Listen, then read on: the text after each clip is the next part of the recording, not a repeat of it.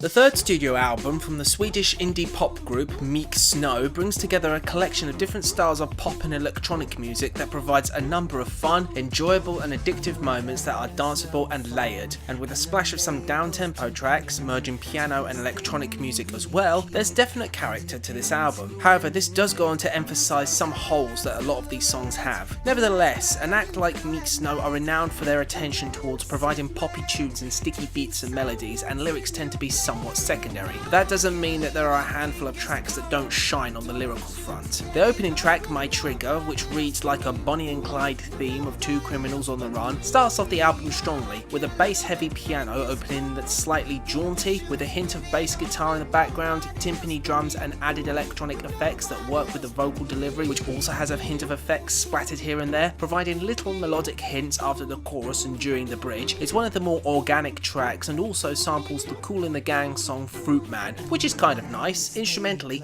and the use of real and electronic instruments is all done very well. The follow-up track, The Heart of Me, goes to the other end in terms of presentation, with a vocally manipulated opening melody, distorted, gravelly synth background at the beginning, becoming slightly clearer as the song progresses and becomes a slight more melodic, with added low bass and lingering piano and other effects to boot. The vocals are a little clearer this time around, and although I feel that the robotic spoken piece near the back end of the track is out of place, it still has its appeal. The next song, by far the best, Genghis, reads as this man, racked by jealousy that his woman catches the eye of anyone and everyone, portraying this possessive, oversensitive and selfish person, and he freely admits this, and that he has no right to lord over her. And it's played so straight, and with the catchy chorus, the cooing opening, the instrumentation which is kind of simple in comparison to the previous tracks, it's a decent pop tune. I do feel, however, that the song Heart is Full does sound rather inadequate, especially when compared to the remix on the bonus edition with a guest appearance from Run the Jewels. How this version doesn't make the original cut and this unedited version does completely baffles me. But what's more baffling is the inclusion of the song For You, the only song with a guest appearance courtesy of Charli XCX, and it's easily the worst track on the album and one of the worst appearances Charli has made, period. The music is obnoxious from the opening and doesn't improve. The lead vocals are slathered in auto-tune and it's unbearable, and Charli's vocals are either drained out or barely decipherable or washed out in the production, and when you can understand what she's saying, it consists of 5 words and she sounds asleep. I feel The Wait has this drunken stupor to it in vocal delivery and droning synth lines and basic drum beat. It's slurred and only mildly more bearable in terms of delivery, but the decision to use a recorder to deliver the lyrics, I want to ask the person who made this decision,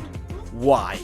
That's one thing you notice about this album. For one moment you're in joyful indie dance pop bliss, and then the tone shifts into overproduced or underproduced junk. Quite the inconsistency for me. Back of the Car scores back some points with another sweet piano entry, the plinking high chords matched with the lower notes, the bouncy synth bass line and electronic drum beat show the more restrained part of the album working well. The vocal delivery is kind of Adam Levine-esque, so take that for what you will. The inflection of the last syllable of the chorus could have lost this song a point or two, but the later inclusion of the string section adds a nice dynamic to the track. Lonely Life has a simple, memorable chorus, but overall it feels like album filler. Nothing special here, and I feel the same about Over and Over. The buzzing synth lines are fine, a little more emphasis on the piano would have been nice, and the crackling vocal delivery isn't the most appealing, but it's a damn sight better than For You's delivery. And the last track is kind of a bummer too. The synth string opening is okay, and is different in comparison to the other songs on this album, but it takes a while for it to get running, and when this track about a female putting on this facade of a party girl but is hopelessly chasing thrills and whose motives are questioned by the lead singer, it's not particularly gripping and a pretty vanilla track to end the album. Overall though, I do feel the positives outweigh the negatives. The majority of tracks have a sweet poppy appeal, the majority of the hooks are catchy and memorable, and the vibrancy is very sweet and appealing. But I feel the album to be too inconsistent, too focused on instrumentation, and the songwriting and overall production on some tracks do suffer. When it's good, it's great. When it's not, it can be pretty boring or downright insufferable. Overall, I score this album a 70 out of 100.